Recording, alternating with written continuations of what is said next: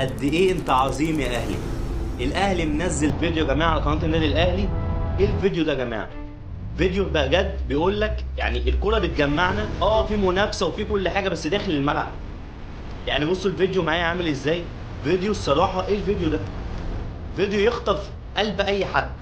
يعني في لقطه، بص اللقطه ديت لقطه كابتن محمود الخطيب بيمسك ايد كابتن حسن شحاته وبيحيي الجمهور. ايه الفيديو ده يا جماعه؟ ايه الفيديو ده؟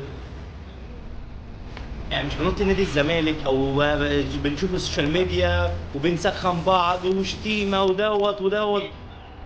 مش كده خالص.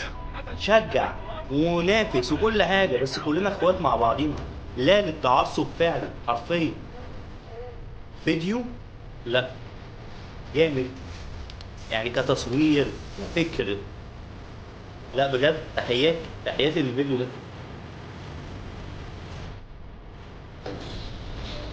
كيان يا جماعه، كيان. نادي الاهلي فعلا كيان.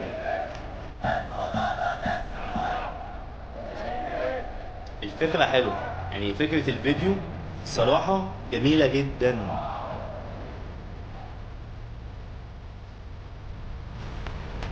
بالاستوديو برضو التحليل عجبني لما جايب برضو مع صورة كابتن مؤمن زكريا وعلى ايده اليمين والشمال الاهلي والزمالك.